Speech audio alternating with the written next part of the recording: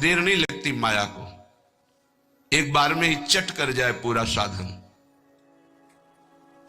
ऐसे ऐसे अपराधों की वृत्तियां प्रेरित करती कि एक अपराध से पूरा साधन चट जाए। साधु अवज्ञा तुरंत भवानी, कर कल्याण अखिल कयानी। परम चतुर नटनागर आश्रयदाता अंदर से युक्ति प्रदान करते हैं, बच, इस युक्ति से बच। उन्हीं की माया है तो वही चाल जानते हैं बचाने की, इसीलिए कहते हैं मामेव ये प्रपद्यन्ते, केवल मेरी शरण में हो जाओ। माया तो इतनी प्रचंड है कि भगवान को भी भगवान मानने के लिए तुम्हारे हृदय में स्थान नहीं रखेगी, स्थान ही नहीं रखेगी, इतनी मलिन वृत्ति कर देगी। तभी तो दुर्गति कराती है। अगर थोड़ा भी भगवान का आश्रय है तो भगवान उसे बचाते हैं, इस माया के तूफान से उसे बचा लेते हैं। हृदय में पुनः वृत्ति जांच कीजिए इस बात की कि अपने आराध्य देव की जगह कोई वस्तु, व्यक्ति, स्थान तो नहीं ले रहा है, क्योंकि इसी आश्रय से आपको भगवत प्राप्ति होगी। हम प्रार्थना करते हैं, इस बात को देख लीजिए। सब साधन एक तरफ, आश्रय एक तरफ। भगवान आश्रय को देखते हैं, वो हृदय से होता है। अगर बाहरी चूक हो रही तो मेरे प्रभु बड़े कृपा निधान हैं। ध्यान दीजिए, राहत ना प्रभु चित चूक किए की, करत सुरत सवार हिए की। हृदय से इसने मेरा आश्रय लिया है, बस। प्रभु का चित्त इस बात से पक्ष में आ जाता है उस उपासक की कि इसने मेरा आश्रय लिया है। राहत न चित्त प्रभु चूक किए की, चूक हो गई, गलती हो गई, प्रभु बिल्कुल क्षमा कर देते हैं उसको, क्योंकि आश्रित है, मेरी दुरंत माया है, जानते हैं, क्षमा कर देते हैं। यदि साधन बल है तो हिसाब आपको देना पड़ेगा। आश्रित हो तो आश्रयदाता संभाल लेंगे। बड़ा सूक्ष्म विषय आश्रय का है, भागवत में इसका वर्णन है।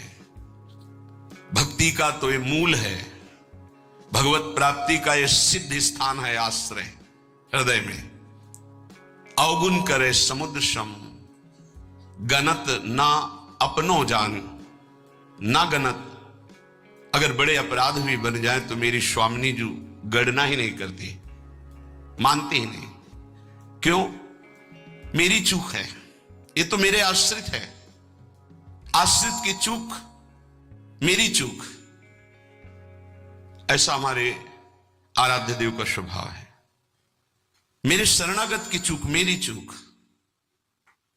जय विजय ने रोक दिया, सनकादि ने शाप दिया, प्रभु आए और कहा मेरे सेवकों के द्वारा किया हुआ अपराध मैं क्षमा चाहता हूं।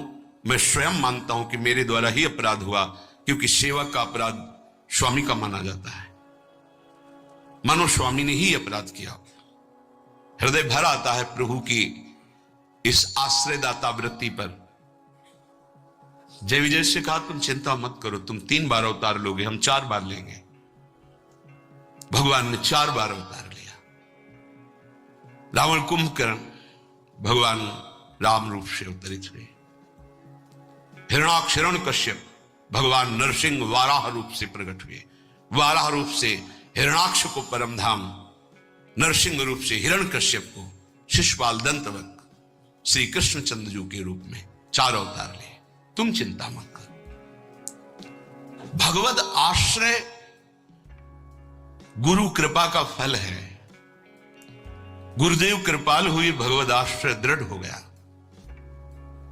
आश्रित मगन रहता है, अगला कदम कहां पड़ेगा उसको चिंता नहीं है, क्योंकि मेरे जीवन की डोर मेरे आश्रयदाता के हाथ में है। वो जिधर लगाम से खींचेंगे उधर ही इंद्रिय और बुद्धि ये सब उधर ही लग जाएंगे।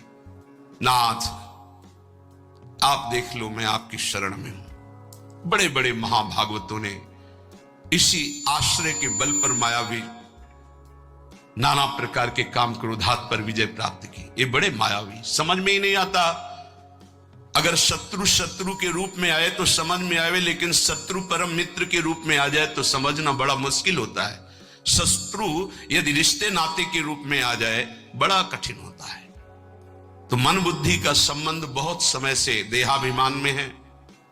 देहाभिमान में ही ये सब छुपे हुए विकार बैठे हैं, पता नहीं चलता, ऐसा लगता है हम निर्विकार हो गए, पर विकार छुपे हुए सूक्ष्म रूप से रहते, अवसर आने पर प्रबल हो जाते हैं।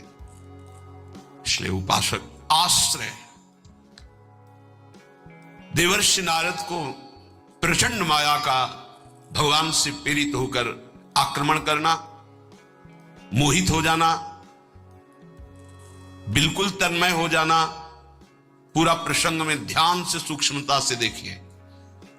वो कह रहे इस समय कोई साधन भजन नहीं होगा, बस मुझे ब्याह करना है।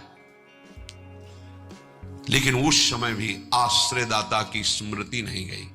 ये आश्रय जोर का होता है। विचार किया कि मेरा हितैषी कौन, बोले हरि। ये महाभागवत की स्थिति को बार बार प्रणाम है कि ऐसी प्रचंड माया के बीच में भी आश्रय नहीं भूले और एकांत होकर पुकारा, प्रभु पधारिए, हरिए सामने। कहा नाथ हृदय से प्रार्थना करता हूं, जे ही विधि होए नाथ हित मोरा, करो सुबेगी दास में तोरा। बलिहारी है, ऐसी प्रचंड मलिन माया के आक्रमण में भी अपने स्वामी को नहीं भूले, आश्रय हृदय में बहुत जोर का। तो स्वामी ने कहा जे विधि हुई है परम हित। तुम हित की बात कहते हो? नारद, मैं अपने भक्त को कभी पतन के मार्ग में नहीं जाने देता, चाहे जितना उसका उपहास कराना पड़े, विरोध कराना पड़े, मैं ये सब सह लूंगा कि मेरे भक्त का उपहास हो रहा है, निंदा हो रही है, अपमान हो रहा है, पर मैं उसे पतन के गर्त में नहीं जाने देता। जाओ, जे विधि हुई है परम हित, नारद सुनो तुम्हारा परम हित जिसमें होगा वही मैं करूंगा। और वही किया प्रभु ने, परम हित कर दिया। इसलिए आश्रय, आश्रित को किसी भी तरह से कोई भी परास्त नहीं कर सकता। खास बातें हैं। जहां किसी ने आश्रित को यह देखा कि इसमें तो ना तप है ना बल है, तो वो ये नहीं देख पाया कि आगे तो आश्रित दिखाई देता, लेकिन गोद में बैठा है आश्रयदाता की। 5 वर्ष के प्रहलाद जी का चमत्कार कोई साधन भजन नहीं था। 5 वर्ष की तो आयु है, क्या साधन भजन है? गुरुदेव देवर्षि नारद ने आश्रय पुष्ट करा दिया गर्भ से ही। इतना जोर का आश्रय है कि इतनी भयावह परिस्थितियां आने पर भी मन डगमगाया नहीं। मेरे हरि हैं ना, मेरे हरि हैं, मैं उनकी गोद में हूं, वो कण कण में है। क्या दिव्य आश्रय! इसीलिए सारी दिव्यता प्रहलाद जी के जीवन में पाई गई। गुरुदेव नारद जी से पहले उनका स्मरण होता प्रहलाद, फिर नारद।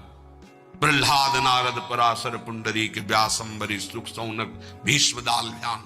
सबसे पहले भक्तराज प्रहलाद जी का नाम, क्योंकि 5 वर्ष की अवस्था में निष्काम धर्म की चरम सीमा में आश्रय की भारी स्थिति में प्रहलाद जी को पाया गया। ध्रुव जी भी महाभागवत हैं, पर पहला नाम नहीं लिया गया क्योंकि उन्होंने अटल पदवी की आकांक्षा की। निष्काम धर्म की चरम अवस्था प्रहलाद जी की। नरसिंह भगवान प्रकट हुए और पूरी लीला करने के बाद प्रहलाद जी को गोद में बैठाल के कहते, मेरी आज्ञा है, आप वरदान मांगो। हाँ प्रभु, आपकी आज्ञा का पालन करने के लिए वरदान मांगता हूं कि मेरे हृदय में कुछ मांग ही न रह जाए। ये क्या वरदान? मेरे हृदय में कुछ मांग ही न, आपको पाने के बाद अब क्या मांगू, क्या पाऊं? आश्रय, दृढ़ आश्रय। ये देहाभिमानी की समझ में नहीं आएगा। भगवद आश्रय, हृदय से आर्त भाव से जितनी दिव्यता वो सब आश्रय में विराजमान रहती है। इसलिए नाम आश्रय, धाम आश्रय, रूप आश्रय, लीला आश्रय, ये सब उसी परम आश्रय के खंभे हैं। जिनके ऊपर प्रेम महल बनता है। इसी प्रेम महल में अद्भुत विलास और उसी में आपका प्रवेश, प्रेम विलास में। नाम रूप लीला धाम ये महल के खंभे हैं, प्रेम महल के। और आश्रय, दृढ़ आश्रय आराध्य देव का। कैसा दृढ़ आश्रय? यह जोरी अविचल वृंदावन, नाहिन आन सुकाज, नाहिन आन सुकाज। मेरे प्रिया प्रीतम, हमारे माई श्यामाजू को राज। देखो आश्रय, मेरे प्राणनाथ श्री श्यामा शपथ करो तृण छिए, कसम खा के कहता हूं, हृदय में केवल श्यामाजू का आश्रय। आचार्य चरण कह रहे, मेरी महारानी श्री राधा रानी, जाके बल में सब सो तोरी, नाहि नान सुकाज, शपथ करो तृण छिए, सब सो तोरी, लोक वेद कुल कानी, मेरी महारानी श्री राधा रानी। ये महान पुरुषों ने आश्रय को अपने हृदय की कृपा करके परिचय दिया, तब समझ। आश्रय सच्ची कहते हैं, आश्रय एकमात्र आश्रय। नहीं ऐसी धूल भरी आंधी कि तुम समझे नहीं पाओगे कि साधन कर रहे हो कि असाधन कर रहे हो। बहुत सावधानी की जरूरत है, क्योंकि चित्त द्रवित हो जाता है। द्रवित चित्त में जो भी संस्कार डालोगे बहुत जोर के होते हैं। जैसे मोम को पिघला दिया जाए, फिर उसमें जो छाप लगाई जाए वो बहुत जोर की लग जाएगी। चढ़ी के मैन तुरंग पर चलिबो पावक माही, प्रेम पंथ अति कठिन है, सबको निबहत नाही। जैसे मोम के घोड़े पर बैठकर आग से निकलना हो तो कैसा खतरनाक खेल है, ऐसे द्रवित हृदय से विषयों को पार करना है। कोई भी आकर्षण, कोई भी व्यक्ति, वस्तु, स्थान अपना अधिकार बना सकता है हृदय में,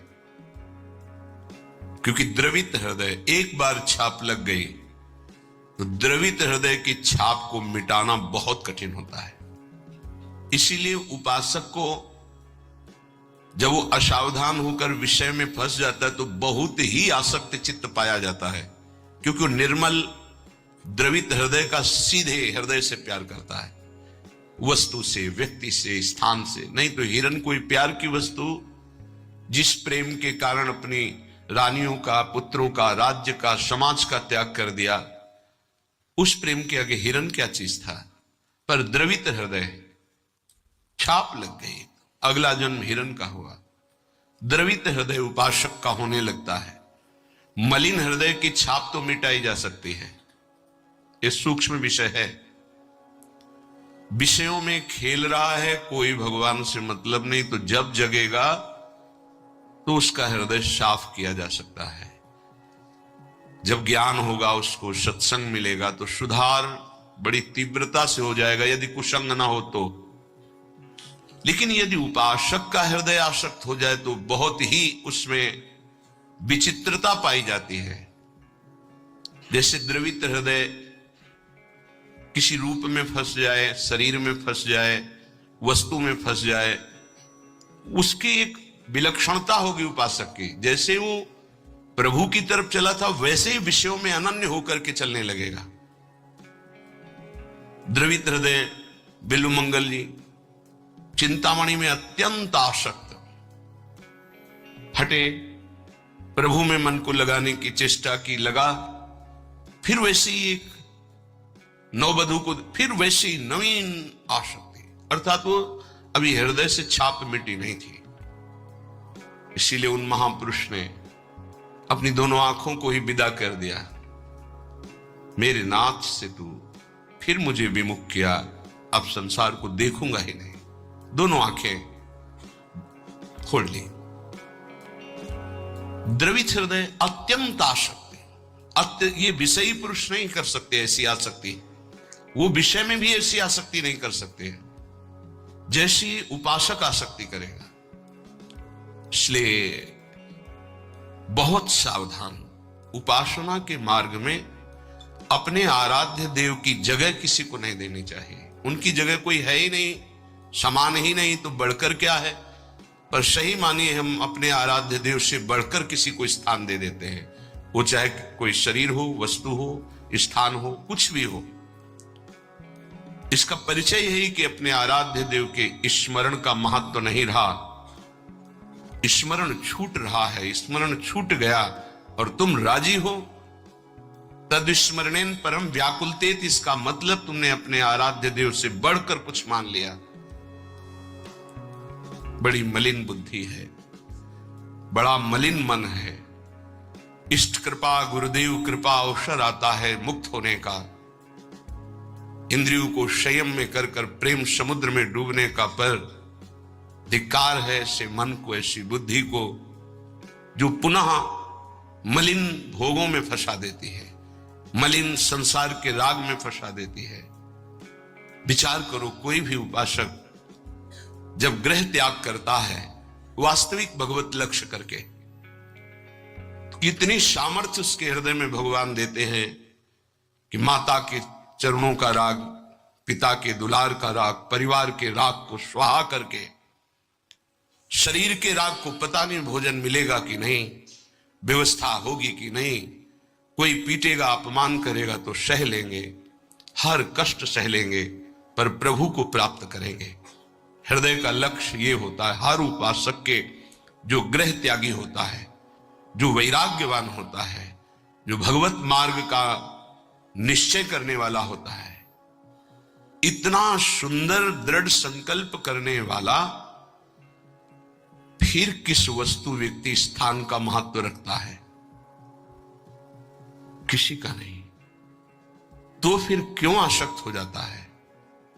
बड़ी लंबी लंबी यात्रा करके भगवत मार्ग की, फिर किसी क्षुद्र विषय में विश्राम मानने लगता है, मनोरंजन करने लगता है। जहां दिन प्रतिदिन वैराग्य बढ़कर के उपरति की स्थिति में आना चाहिए, वहां वैराग्य घटकर राग की स्थिति में आ गया। किसी वस्तु, व्यक्ति, स्थान की प्रियता ने अधिकार कर लिया हृदय में। ये भारी विडंबना, माया का प्रबल आकर्षण।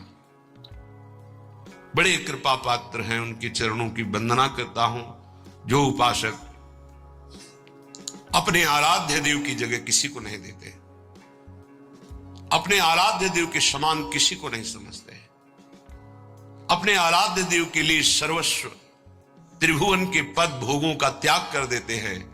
सतरति सतरति शालोकाम तारयति, वो तर जाते हैं, वो लोकों को तार देते हैं। ऐसे महापुरुष बिरले होते हैं। भगवत कृपा से जो मार्ग मिला है वो वही मार्ग है। मम भक्ति युक्तो भुवनम पुनातु, मेरी भक्ति से युक्त हृदय वाला संपूर्ण लोकों को पावन करने की सामर्थ्य रखता है। चूक अपने लोगों से अब ये नहीं होनी चाहिए कि आराध्य देव की जगह किसी को दे दें। इसे बैठा लीजिए हृदय में। हृदय इतना ताला लगा के रखिए सुरक्षित कि हृदय में आराध्य देव की जगह कोई ले ना पावे।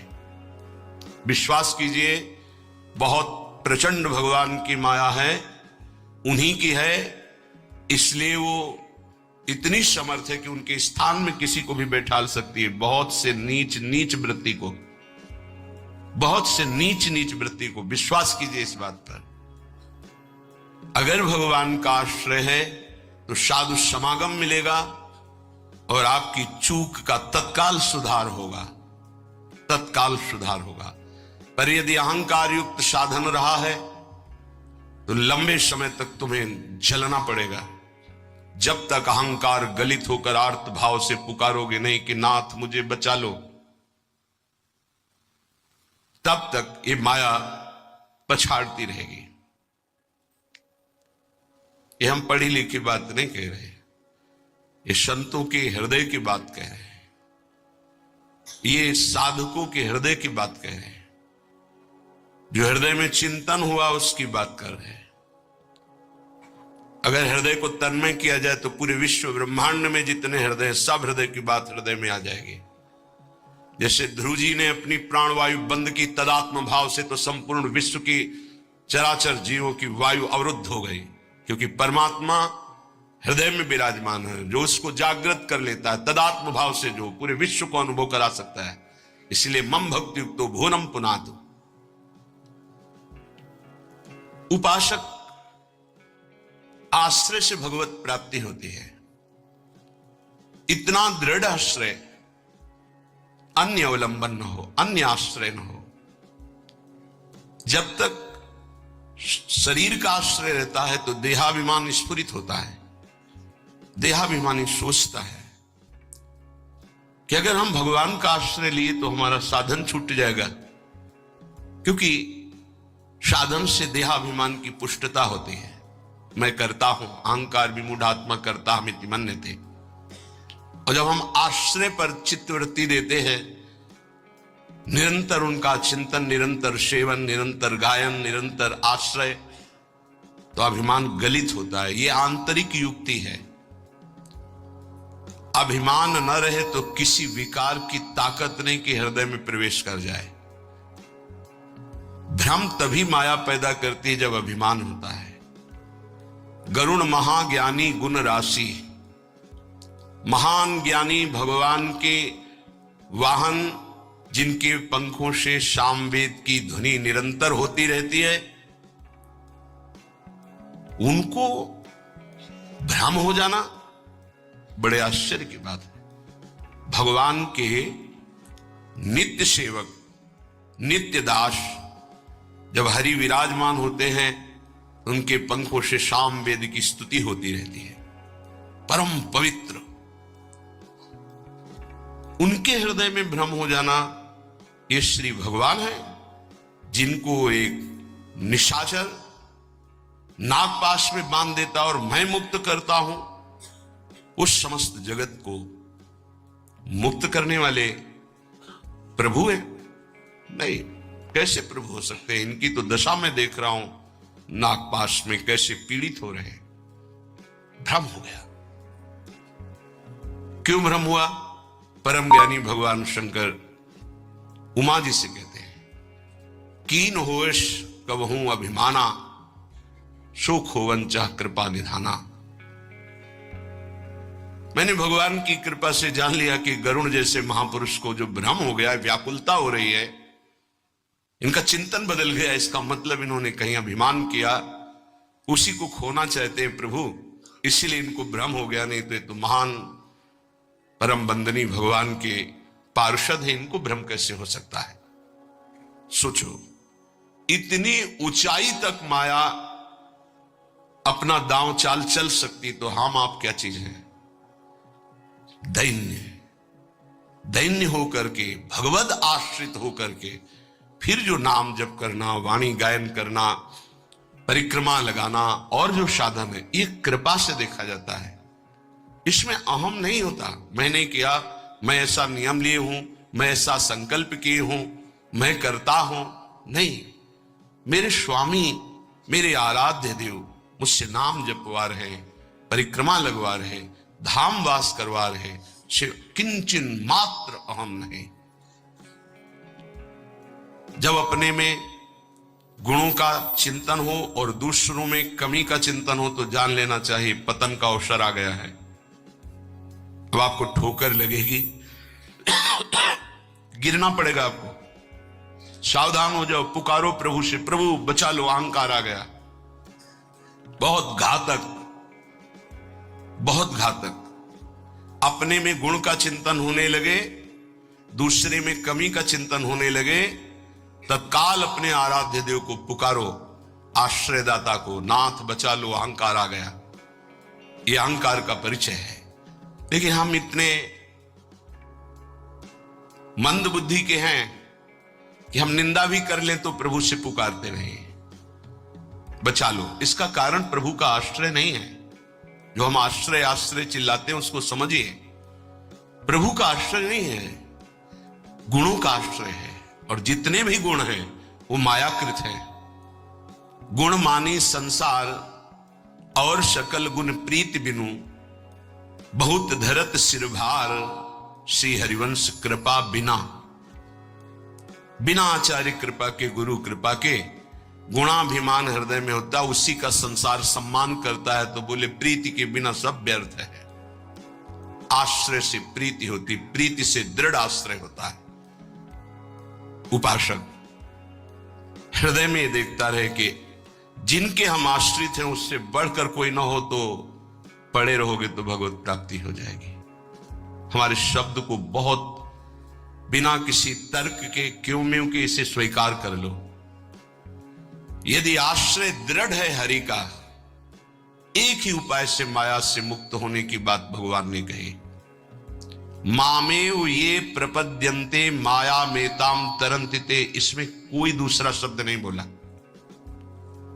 ऊपर के श्लोक की पंक्ति में बताया अपनी माया की महिमा कितनी दुरत्य है, दुरंत है, प्रचंड है।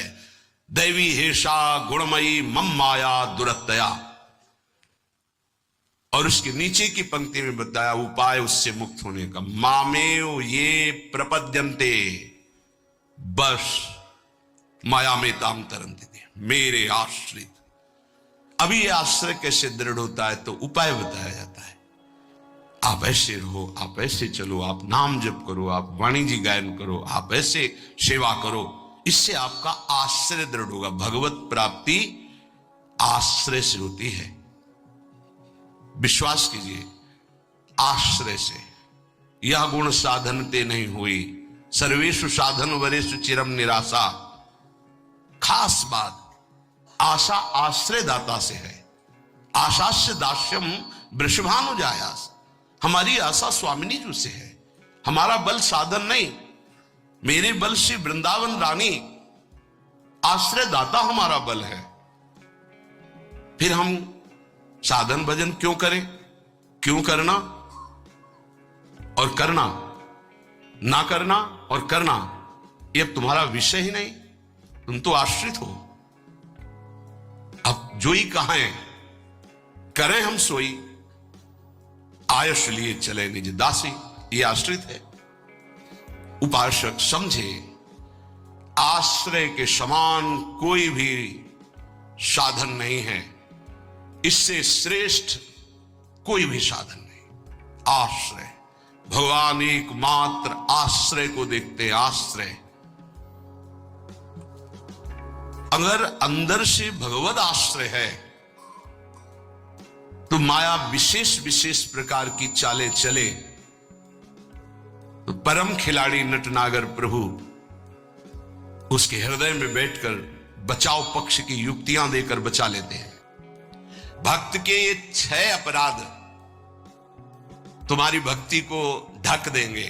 पहला, किसी भी महात्मा के वास निरूपण पर जो हम निंदा करने लगते हैं, हमारी सामर्थ्य नहीं कि हम क्या जाने वो कैसे रह रहे हैं। महाप्रभु चैतन्य देव एक दिन कीर्तन में बहुत उल्लसित होकर उन महापुरुष का नाम ले रहे थे, बार बार नाम उच्चारण कर रहे थे। हमें नाम विस्मरण है। बहुत सुंदर पोशाक महंगी महंगी पहनते थे, पान पाए, इत्र लगाए, फुलेल केशों में सजाए। बहुत वर्ष हो गए, पहले चैतन्य महाप्रभु के पावन चरित्र का पठन किया था, इसलिए स्मृति नहीं उनका नाम, उनके नाम का। पुंडरीक विद्या, हाँ यही नाम था, पुंडरीक विद्या। तो गदाधर आदि जो भगवत महाप्रभु के पार्षद थे, उन्होंने सोचा कि जब महाप्रभु भाव में ऐसा उनका नाम उच्चारण कर रहे हैं तो कोई वीतराग बड़े परमहंस महापुरुष होंगे, चलो उनके दर्शन करने चलते हैं।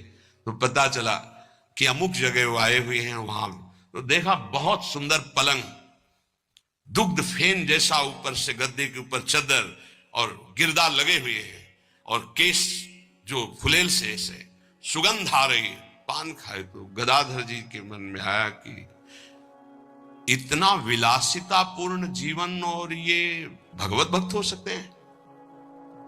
संशय हुआ। तो एक जो महाभागवत साथ गए थे, तो उन्होंने भगवान श्री कृष्ण की रूप माधुरी का भरा हुआ श्लोक गान किया। जो ही श्लोक सुना हुंकार मारी और धूल धूसरी, हा कृष्ण हा कृष्ण। और वो सब जो अब उनकी समझ में आया कि अरे महाप्रभु जो बोल रहे थे परम सत्य, वो प्रेम के अष्ट सात्विक भाव संवरण होना मुश्किल हो गया। अश्रुधारा नाक मेरे धूल धूषित। गदाधर जी ने चरण पकड़े और कहा मेरे से भारी अपराध बन गया। ऐसे महापुरुष के बाहरी स्वरूप को देखकर हमारे अंदर अश्रद्धा हुई थी, दोष दर्शन हुआ था, क्षमा चाहता। कैसे क्षमा हो? तो शिष्यत्व स्वीकार किया था, चरित्र में ऐसा पढ़ा था। किसी भी भक्त या महात्मा के वास निरूपण, वेश निरूपण की अगर वृत्ति आपने की तो अपराध बन जाएगा। अरे ये तो ऐसा, इनको तो ऐसा होना चाहिए, इनको तो ऐसी जगह रहना चाहिए, इनको तो ऐसा नहीं।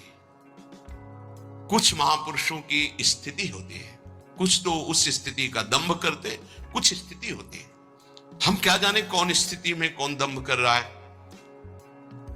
जिनके वचन श्रवण से, दर्शन से, संभाषण से हमारे हृदय में भागवतिक परमाणु उदय होते हैं, उन महापुरुषों के चरणों की वंदना उनकी वाह स्थिति पे नहीं देखते। हो सकता है सोने चांदी के सिंहासन पर बैठे हो, छत्र हो, चंवर डुल रहा हो, वो स्थिति ब्रह्माकार है, स्थिति भगवदाकार है, कैसे पता चलेगा? परशुराम जो आचार्य जी थे, उनके आश्रम के बाहर लिखा था माया सगी न तन सगा, सगा न ये संसार, परशुराम ये कह रहे सगा सुसिरजन हार। तो एक लंगोटी लगाए, लौकी की कमंडल लिए और भारी वैराग्य वृत्ति के अंदर गए और कहा ये श्लोक किसका लिखा हुआ है? दोहा। तो उनका गुरुदेव का कहाँ है? तो गए देखे गिरदा लगा हुआ, छत्र लगे हुए परशुराम देवाचार्य जी महाराज। तो उनका महाराज आपका श्लोक लिखा हुआ है? बोले हाँ। तो बोले केवल लिखा हुआ है या है आप में? क्योंकि उनको गर्व था कि मैं लंगोटी लगाए लौकी का, और ये तो वैभव संपन्न महात्मा है। बोले लिखा है माया सगी न तन सगा, सगा न ये संसार। वो आपने कहा सगा जो सृजनहार, हम तो सब माया ही देख रहे हैं। उनका आपका इशारा क्या है?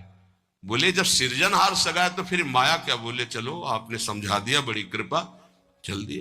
बोले कहां चल दिए? बोले जहां ले चलो आप। वो स्थिति प्रज्ञ महापुरुष थे, चल।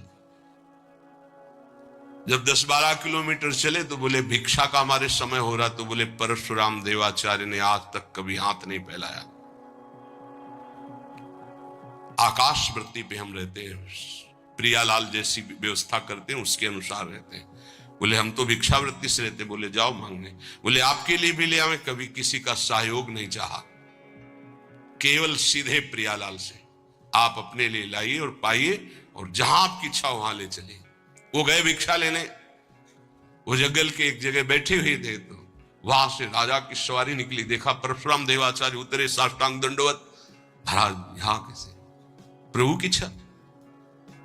बड़े सौभाग्य की हम तो भगवान की असीम कृपा मानते हैं कि आपके दर्शन। हमारी इच्छा है कि हम कुछ राजभोग तैयार करवाते हैं, जैसी हरि की इच्छा। देर न लगी, वहां रसोईया लग गए, कढ़ाइयां। महाराज अगर यहां विश्राम करें, बस इशारा हो जाए तो जैसी हरि इच्छा। खुदाई शुरू, आश्रम निर्माण की नींव के लिए खुदाई शुरू, कढ़ाई चढ़ गई, बनना शुरू हो गया। वो संत आए 1 घंटे बाद, वहां देखा। बोले यहां क्या हो रहा है? बोले यहां आश्रम बनेगा और ये रसोई बन गई। तो उनका महाराज ये क्या लीला है? तो बोले तुम जिस वैराग्य के अहम वृत्ति को धारण किए हो, उस अहम वृत्ति का त्याग करो। वैराग्य का तात्पर्य होता है राग रहित, स्पृहा रहित होना। वो चाहे असंख्यों के वैभव में बैठा है, लेकिन राग और स्पृहा रहित है। अगर एक लंगोटी का भी राग है, लौकी के कमंडल का भी राग है, शरीर का भी राग है, वो रागी है, वो वीत रागी नहीं है। वीत राग की स्थिति को समझना बड़ा कठिन। दत्तात्रेय जी महाराज से यही पूछा कि आप कोई कर्म नहीं करते, कर्म ना करने वाले को विषय नहीं मिलता, और विषय सेवन ना करने से ऐसा स्वास्थ्य कैसे हो सकता है आपका? तो उनका मैं अखंड प्रसन्न रहता हूं, इसलिए ये भोगों से स्वस्थ नहीं हूं, मैं अखंड प्रसन्नता को प्राप्त कभी राजमहलों के राजसैयाओं पे शयन करता हूं, तो कभी राख की ढेर पर शयन करता हूं, कभी बड़े बड़े राजाओं से सम्मानित होता हूं, तो कभी फुटपाथ में लेकर अपमान को भी प्राप्त करता हूं। मुझे न सम्मान न अपमान किसी का प्रभाव नहीं। इसलिए किसकी क्या स्थिति कैसे जाना जा सकता है। तो हम किसी का वास निरूपण आदि, वेश निरूपण आदि करके किसी की निंदा करेंगे तो पता नहीं कितना महाभागवत है, हमसे अपराध बन जाए। दूसरा, ज्ञान निरूपण। कुछ संत भगवान ऐसे होते हैं जो कुछ नहीं बोलते, अरे इनको कोई ज्ञान तो है नहीं, कुछ बोलना तो आता, क्या बोलना ही कोई साधुता है क्या? पता नहीं उसकी कितनी ऊंची स्थिति है, कैसे कोई जानेगा। इसलिए किसी संत के रूप में विराजमान जो भगवान हैं, उनके ज्ञान निरूपण करके निंदा न कर, इनको कुछ नहीं आता। आजकल यही है, केवल बुद्धि की धरा से देखा जाता है। अरे वो तो बोल नहीं पाते हैं, वो तो महापुरुषों की स्थिति को जानना कोई महापुरुष ही जान सकता है, दूसरा नहीं जान सकता। इसलिए ये अपराध न करे कभी कि किसी के संत के ना बोलने से ये समझ जाए कि अरे इनको कोई ज्ञान नहीं है। भला ये क्या जाने, शास्त्र की बातें पढ़े लिखे तो लगते नहीं हैं। पढ़ा लिखा होना भी बहुत सौभाग्य का विषय है और कहीं कहीं दुर्भाग्य का विषय है। तो एक आए थे, इतने कागज में उनकी डिग्रियां केवल उनके शिष्यों ने भेजी थी कि हमारे गुरुजी दर्शन करने आ रहे हैं। तिरुपति बालाजी से विद्वता की मूर्ति, साष्टांग दंडवत और क्या क्या भगवत प्रसादी, वो ऐसे लग रहे थे कि एक शब्द नहीं आता। मतलब बड़े बड़े शंकराचार्यों को पढ़ाया था उन्होंने, उनकी वो शिष्यों ने जो दिया था उसमें दिखाई दिया, बड़े बड़े शंकराचार्यों को उन्होंने विद्या पढ़ाई थी। विद्या विनयम ददाति, वो देखने को मिला कि विद्वान में कैसी दैन्यता होती। कबीरदास जी के पास एक विद्वान दिग्विजयी भेजा गया शास्त्रार्थ के, तो उनका भैया हमको कोई शास्त्रार्थ नहीं करना। तो बोले काशी के विद्वानों ने कहा यदि आप हार लिख दिए पूरी काशी हार गई। बोले ऐसी बात, तो पढ़ के समझे हो कि समझ के पढ़े हो? पोथी पलटाते रहे, सरस्वती काम नहीं करी। पढ़ के समझे हो कि समझ के पढ़े हो? आखिरी बात शिष्य बन गए थे, बहुत बड़े भगवत अनुरागी बने। तो किसी भी संत के प्रति ये भाव नहीं कि पढ़े लिखे नहीं है, बोल नहीं पाते, तो इनको कोई ज्ञान नहीं है। तीसरा, किसी संत की जाति निरूपण कर देना बहुत बड़ा अपराध है। देखो ये जो जाति पाति है ना, ये धर्म का पालन करके भगवत प्राप्ति के लिए थोड़े समय तक के लिए सहयोगी। नहीं, हम आपको बताएं, एक ही कपड़ा है और एक ही पहनने वाला है, बस इतनी खास बात समझ। कपड़ा सबका पांच भौतिक, पहनने वाले सब अविनाशी भगवान के अंश, कोई अंतर नहीं है। बस अंतर बनाया गया है इस अंतर को मिटाने के लिए कि हम साधन पद्धति से अपने अपने धर्म का पालन करते हुए परम धर्म भगवान को प्राप्त। लेकिन जो परम धर्म में स्थित है, भागवत धर्म में, उनकी जाति निरूपण नहीं करना चाहिए कि ये तो सुना है कि अमुक जाति के संत हैं, बड़ा अपराध होता है, बड़ा अपराध। ऐसा कभी नहीं करना चाहिए। चरण रज लेके माथे पे लगा, अहो वत्सो पचतो गरियान यज्ञभ्यागे वर्तते नाम तुभ्यम।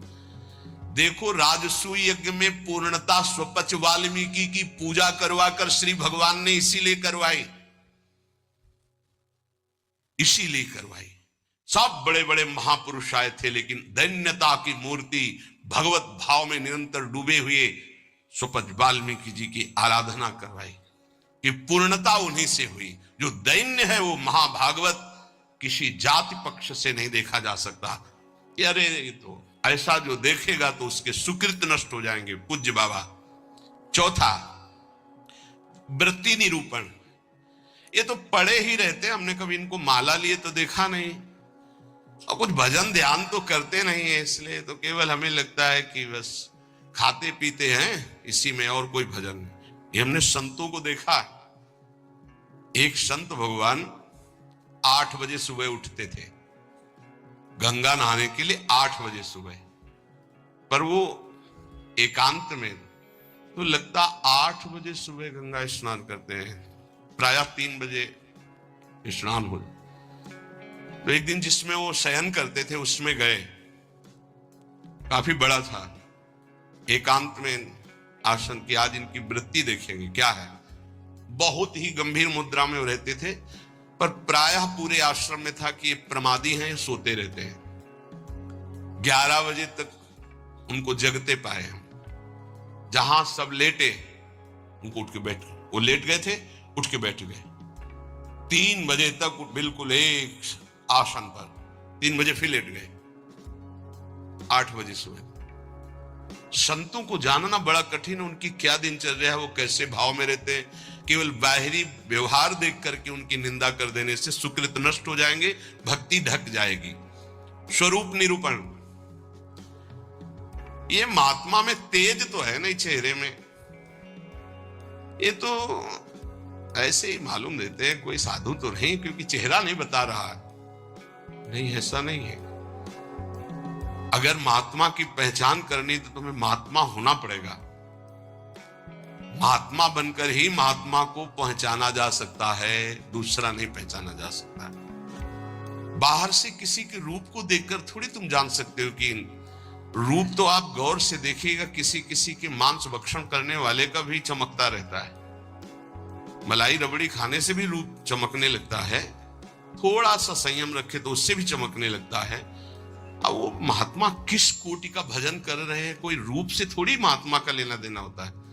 अब श्रीधर बाबा की छवि जब लगे तो आप देखना, लंगोटी है, हड्डी हड्डी दिखाई दे रही, गाल चिपकी हुई है, आंखें धसी हुई हैं। आपको पता है, खुद देखे हुए हैं कि 24 घंटे भजन में मगन।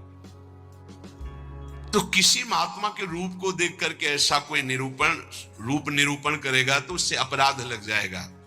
और प्रायः ये ध्यान नहीं दिया जाता। ऐसा धातु निरूपण,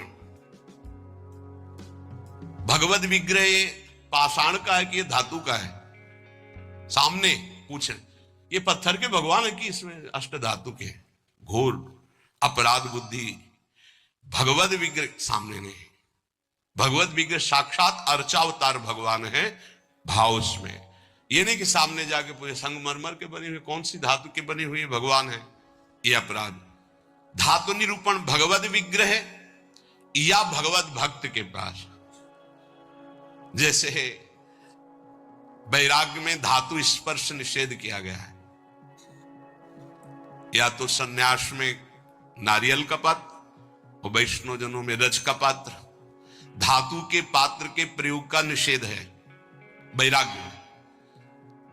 लेकिन जो महापुरुष हैं, मान लो उनको सोने की थाली में पा रहे हैं, उनकी क्या स्थिति है। अब हम देख करके अपने वैराग्य का वहां भाव थोपे, वो स्थिति उनकी क्या है। वैराग्य का भाव थोपे तो फिर अपराध बन जाएगा। किस स्थिति में कौन महापुरुष है जानना मुश्किल है। सबको भाव से नमस्कार करके हम अपने भाव को सुरक्षित रखते हैं। तो वास निरूपण, ज्ञान निरूपण, जाति निरूपण, वृत्ति निरूपण, स्वरूप निरूपण, धात निरूपण। वृत्ति निरूपण में ये भिक्षावृत्ति तो करते नहीं, केवल भंडारा खाते हैं। आपको क्या पता किसकी क्या स्थिति है, वो कैसे। संतों की लीला भगवान जानते हैं, या तो वो संत जना दे तो जाने। अपने लोग इसकी परवाह करते हैं क्या। कहीं कौन से अपराध ऐसे बन जाते हैं जो हृदय को कठोर कर देते। इसलिए शांत। ब्रज में मुझे एक महात्मा मिले थे, उन्होंने मुझे कुछ उपदेश दिए, मैंने उड़िया भाषा में अपनी डायरी में लिखे थे। उन्होंने उपदेश दिए कि अगर ये आपके अंदर भाव आ जाएगा, लक्षण आ जाएंगे, तो आपको भगवान अपनी तरफ से आके दर्शन दे देंगे। बड़े महात्मा थे, तो बाबा ने उड़िया भाषा में अपनी डायरी में लिखा था, उसका हिंदी लिपि में यहां वर्णन है। पहला, भजन करते हुए अपने को सबसे दीन मानना। अपने आप भगवत साक्षात्कार हो जाएगा। भजन करते हुए अपने को सबसे दीन मानना, इससे कोई अपराध ही नहीं बनेगा, कोई अपराध नहीं बनेगा। लिख लेना चाहिए। भजन करते हुए साधक को अपने को सबसे दीन मानना, सबसे। आदेश त्रणादपि सुनिचेन। दूसरा, किसी से भी कपट पूर्वक वार्ता व्यवहार ना करना। निष्कपट व्यवहार करने में क्या जाता है? अपने भगवत मार्ग के पति के, चाहे गृहस्थी हो चाहे विरक्ति हो। कपट का मतलब होता है अंदर कुछ और है, बाहर आप कुछ और दिखा रहे हैं। ये नहीं होना चाहिए। जो अंदर वो सीधे बाहर, जो बाहर बोल रहे हैं वही आपके अंदर चलना चाहिए। मोहि कपट छल छिद्र न भावा, भगवान कहते। तो कैसे दर्शन दे देंगे आप कपट पूर्वक व्यवहार करते? निष्कपट व्यवहार, कपट पूर्वक व्यवहार ना करना, ये दूसरा। तीसरा, अपनी जिह्वा से कभी असत्य भाषण ना बोलना। इसका बहुत नारायण स्वामी जी ने भी इस पर बहुत जोर दिया था कि जिस जिह्वा से नाम जप करते हो झूठ नहीं बोलना चाहिए, तभी नाम सिद्ध होगा। नाम तभी सिद्ध होगा। नाम सिद्ध होने का तात्पर्य बिना प्रयास के चले। ये सत्य भाषण भगवत स्वरूप है। सत्य बोलने से बढ़कर कोई पुण्य नहीं संसार में, और झूठ बोलने से बढ़कर पाप नहीं असत्य सम पातक पुंजा। चौथा, जो तुम्हारे सामने आवे और तुमसे बात करे या दृश्य दिखाई दे, उसे तत्काल पहले मन से प्रणाम करो। बिना प्रयास के भगवत साक्षात्कार हो जाएगा। चराचर जगत में जो तुम्हारे सामने, जैसे कोई व्यक्ति आया तो राधा वल्लभ लाल जी आपकी जय हो, अंदर से मेरे प्रभु अब बात करो। कोई भी कुछ भी, पहले प्रभु, ये वस्तु पहले नहीं थी, प्रभु थे, और ये बाद में नहीं रहेगी, प्रभु ही रहेंगे। तो वर्तमान में हम वस्तु के अंतर्गत प्रभु को देखते हैं। पांचवा, ना मेरा तन है, ना मेरा मन है, ना मेरा धन है, ना मेरे प्राण है, ये मैंने सब कुछ प्रभु को समर्पित कर दिया। धैर्य पूर्वक देखिए। अब आपको क्या चिंता रह गई? जब तन प्रभु को दे दिया, मन प्रभु को दे दिया, अपना सर्वस्व प्रभु को दे दिया, तो बोले इसका फल क्या मिलेगा? ये यथा माम प्रपद्यन्ते तास तथैव भजाम्यहम्। प्रभु अपना सर्वस्व आपको दे देंगे, अनुभव में आ जाएगा। प्रभु अपने आप को दे देंगे। अति उदार, करुणा वरुणालय प्रभु। अगर आप थोड़ा सा भी अपनापन करेंगे तो उनका थोड़ा सा अपनापन बहुत बड़ा होता है। अपने तन मन धन सर्वस्व पर अपना अधिकार न करके अपने प्रभु का अधिकार। छठवां, एकमात्र पूर्ण श्रद्धा अपने आराध्य देव में, मेरी लाडली, मेरे प्रियालाल। सातवां, सदैव पराधीन रहना। अगर गुरुदेव के अधीन हो, इष्ट देव के अधीन हो, तो माया तुम्हें अधीन नहीं कर पाएगी। अगर इष्ट देव और गुरुदेव की अधीनता स्वीकार नहीं करोगे तो माया अधीन कर लेगी।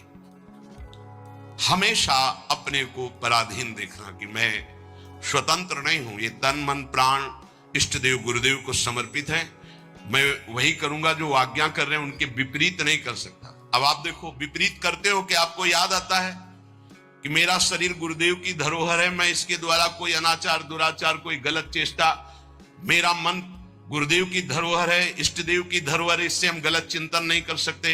मेरा धन गुरुदेव की धरोहर, इससे हम गलत व्यवहार नहीं कर सकते। मेरे प्राण गुरुदेव को समर्पित, इसलिए हर श्वास मंत्र जपेंगे, बिना बुलाए भगवान दर्शन दे जाएंगे। आठवां, आराध्य देव के सिवा अपना कोई नहीं है, ये हृदय में बैठा लेना। अपने वास्तविक है तो आराध्य देव ही अपने हैं। नवां, अपने आराध्य देव के अनन्य चिंतन के सिवा और कोई चिंतन ना होने पावे। दसवां, अपने आराध्य देव से जो गुरुदेव ने संबंध दिया है, हर समय उसकी स्मृति रहना। क्या रहती स्मृति? मैं श्री जी की सखी हूं, दासी हूं, उनकी परिचर्या में हमारा जीवन समर्पित है, मैं उनकी दासी हूं। कभी सोचते हो आप? सोचो, तुम्हारा संबंध हो चुका है। कोई ऐसे नहीं कि तुम्हें केवल सोचना ही है, तुम्हारा संबंध हो चुका है, तुम्हारा पाणी ग्रहण हो चुका है। श्री जी ने तुम्हारे पाणी को स्वीकार कर लिया, ग्रहण कर लिया है। उसके साक्षी हैं गुरुदेव। गुरुदेव ने पाणी ग्रहण कराया है, प्रिया प्रीतम को हमारा हाथ पकड़ा दिया है। हम अपने संबंध, दसवां है, अपने संबंध को हर समय अपनी स्मृति में प्रियालाल की हूं, मैं प्रियालाल की हूं, मैं प्रिय सखी हूं लाडली जू की। ये 10 भाव रखो।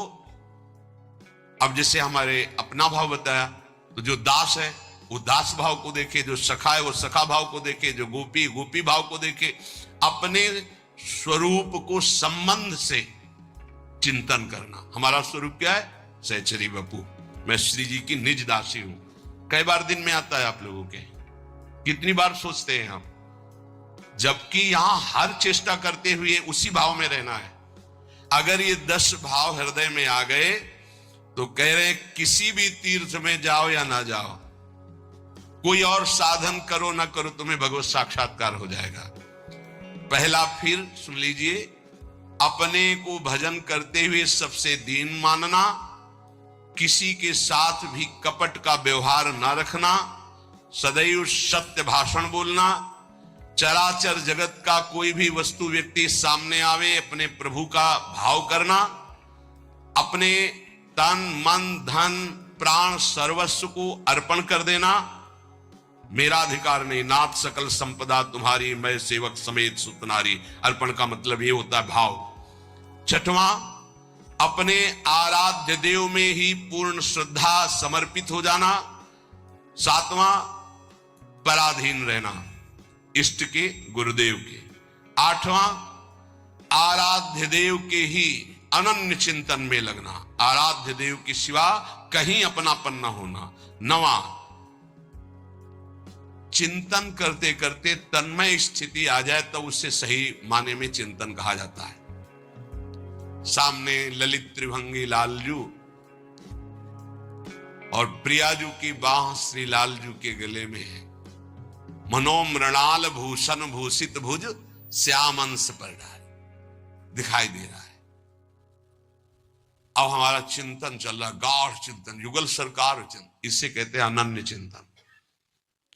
अभी आंख खोले हुए भी वही है, मूंदे हुए भी वही है, सेवा करते हुए भी वही है, एकांत में बैठते हुए कहां हो, जरा देखो स्थिति कहां है। यदि आप किसी भी तीर्थ का अवगाहन करते हुए 10 बातें आप में नहीं हैं, तो उसका फल आप ग्रहण नहीं कर पाएंगे, क्योंकि अपराध कोई ना कोई बन जाएगा। हम आपसे सत्य कहते हैं कि कल्याण आपके चिंतन से होगा, इन बातों को स्वीकार करने से होगा, भागने से नहीं होगा कि हम यहां चले जाएं, हम वहां चले जाएं तो कल्याण हो जाएगा। अगर आपका आंतरिक चिंतन इन बातों में है तो आपके अंदर वो सामर्थ्य जागृत हो जाएगी कि आप प्रभु को देख सकते हैं।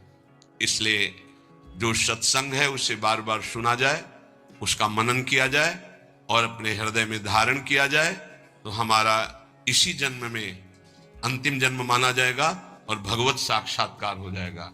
जहां तक गुरु कृपा से प्रयास है, कथन श्रवण करके यही प्रयास है कि संसार की असत वृत्तियां छूटे और भगवत प्राप्ति हो जाए। हमें भी, आप सबको भी। जिनको ये नहीं चाहिए तो भूल मत करना, यहां कुछ लाभ नहीं मिल पाएगा, यहां नहीं मिल पाएगा। यहां लाभ अगर मिल पाना है तो एकमात्र अध्यात्म का लाभ मिल सकता है। यहां कोई आशीर्वाद, ये भीड़ लगाना कि हम कोई जादूगर हैं, कुछ चमत्कार कर देंगे, तो बिल्कुल कुछ नहीं होने वाला। हम तुम्हें हाथ उठा कहते हैं, हो जाए, तुक्का लग जाए तो तुम्हारे पुण्य, पक्की बात समझ लो। तुक्का लग जाए कि आप कामना करके आए, कामना की पूर्ति हो गई तो आपके पुण्य, हमारा कोई उसमें लेस मात्र भी सहयोग नहीं है। पुण्य आए वृंदावन धाम संत दर्शन के, आपकी भावना, आपकी कामना पूर्ण हो जाए, वो आपका भाव।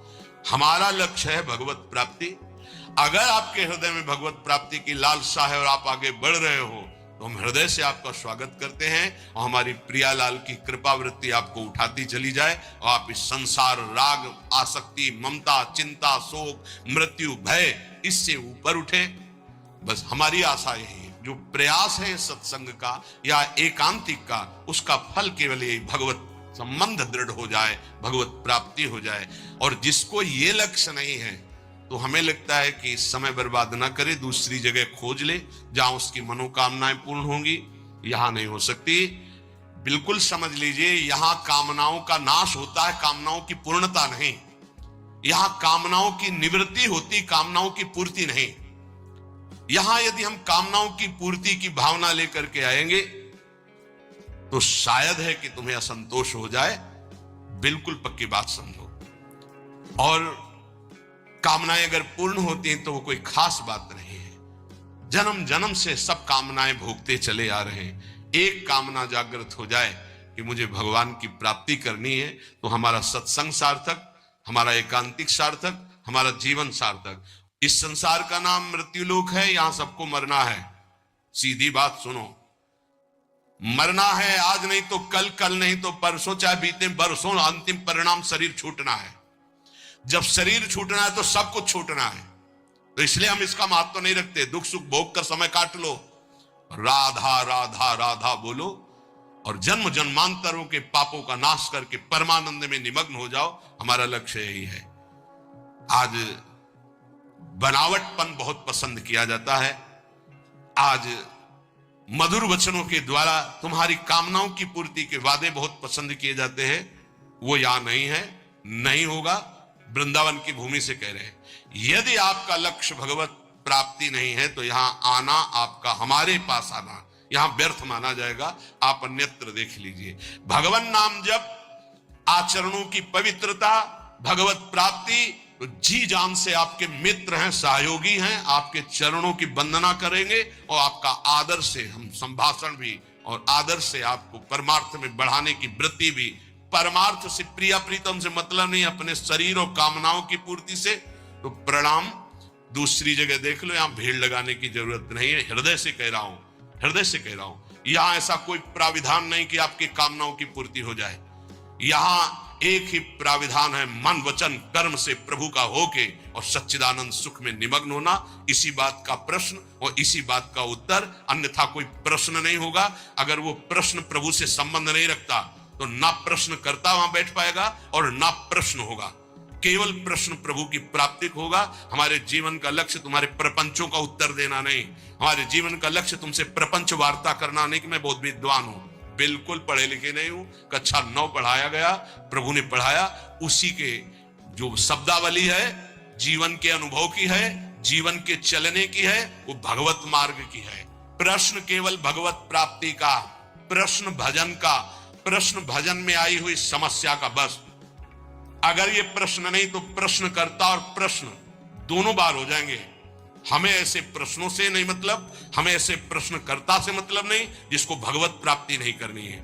यह हमारा मार्ग ऐसा नहीं, खिलवाड़ का मार्ग नहीं, केवल भगवत प्राप्ति का मार्ग है। और शुरू भी इसी बात से किया था। जो बात अभी निकल गई, अगर वो टेप हो गई और हजारों बार हजारों लोगों को सुनने में आएगा तो उनका मंगल होगा, बस इस बात से। अब वो एक अलग रूप होता चला जा रहा है। फालतू के जो प्रश्न जिनका हमसे, हमारे भागवतिक मार्ग से कोई संबंध नहीं है, ऐसे प्रश्न ना हम सुनेंगे, ना ऐसे का उत्तर दे पाएंगे। हमारी क्षमता नहीं है, क्योंकि हमारे